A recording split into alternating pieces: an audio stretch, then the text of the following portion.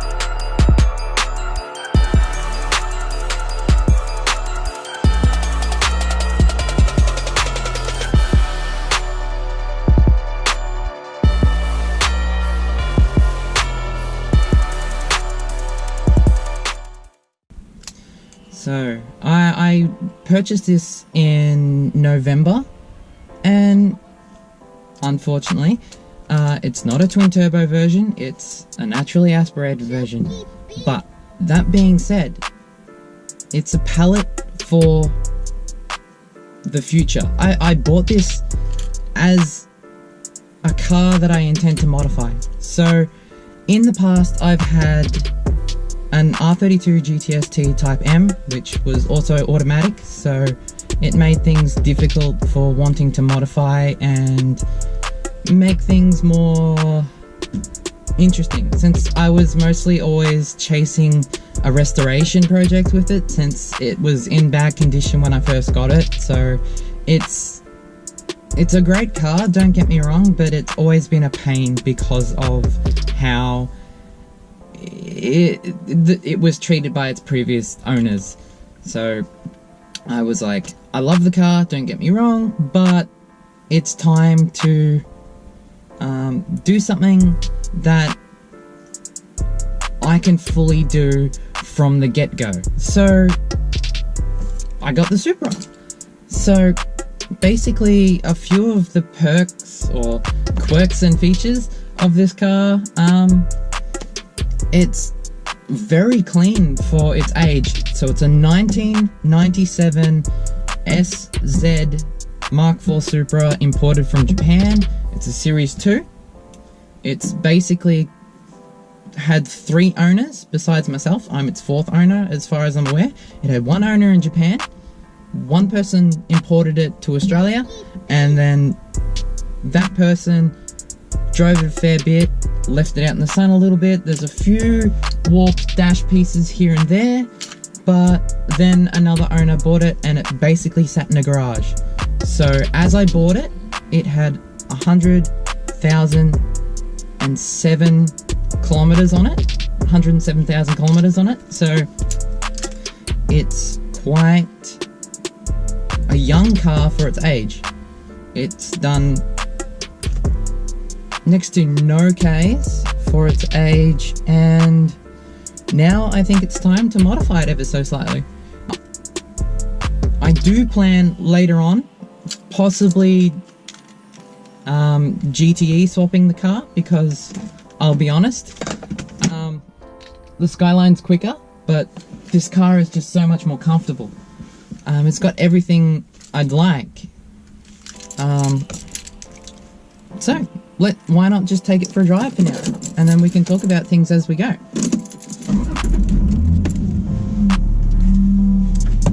Safety first, of course.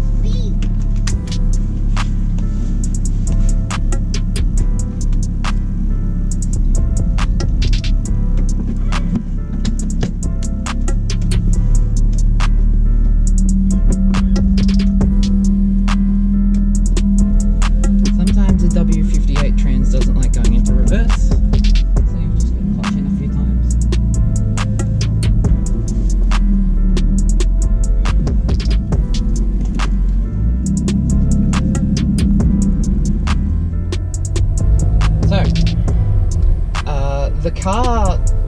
really does stick out in town.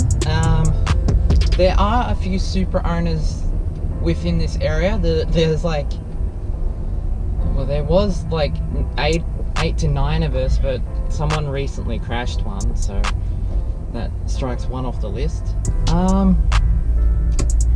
As for currently, I believe there are only 2 to 3 that are turbo, whereas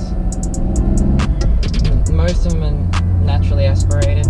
So in this town, it does sort of stick out a little bit, and it's been quite interesting so far, because over the summer holidays when the town gets busy, a lot of little kids sort of point out the car and they go, "Look, Daddy, it's a waste car."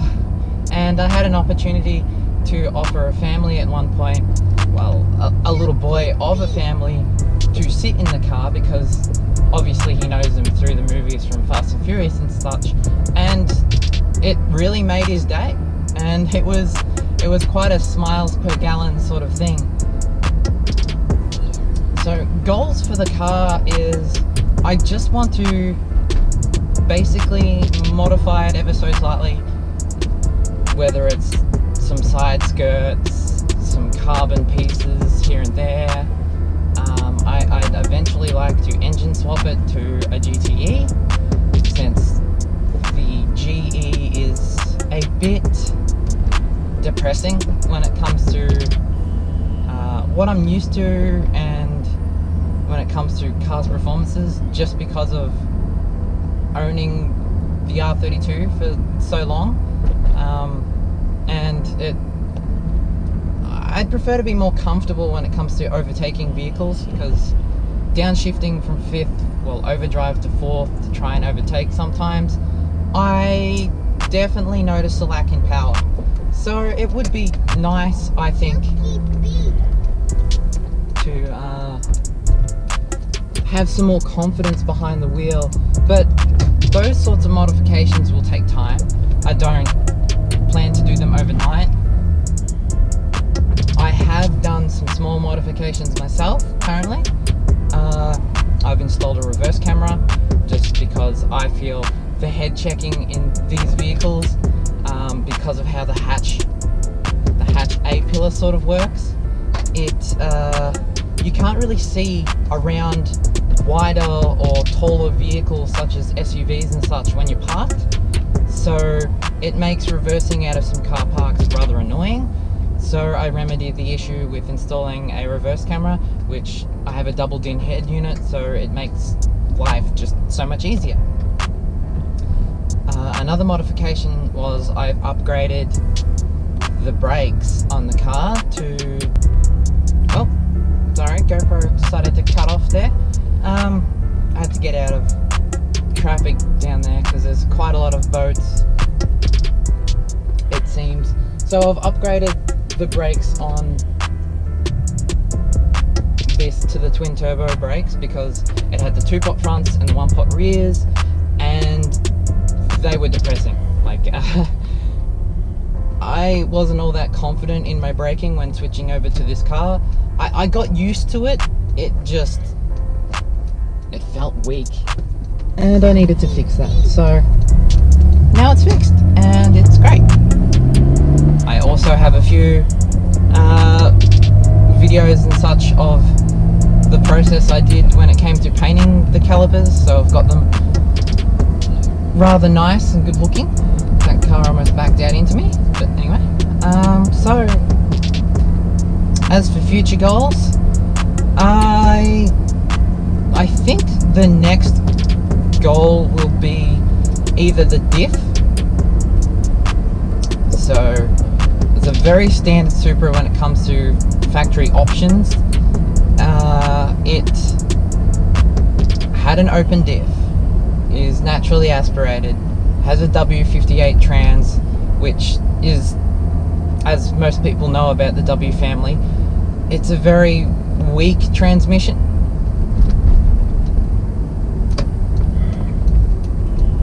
So I had to fix that. Well, I plan to, but my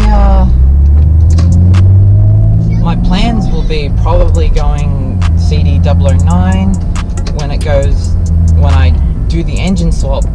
So that raises the issue of why would I want to change to an LSD earlier, because it's currently got an open diff, which means it might be a bit more difficult to go to an AO2B, because it currently has an AO1A, which is an open diff. So I was talking about diffs. So I came across some police officers while I was driving, and I felt that they might feel that my GoPro setup might be obstructing some vision, so I took it off really quickly. So my problem with my original plan was to get an LSD diff for the vehicle, because I eventually want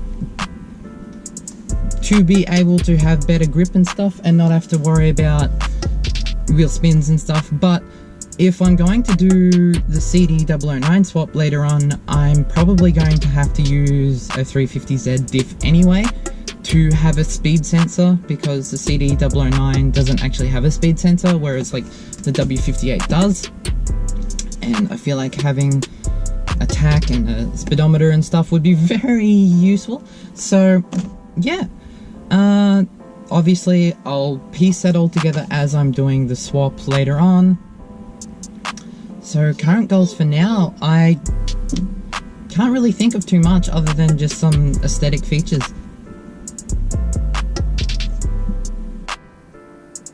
So that's basically the simple rundown of what my goals are for my MK4 Supra.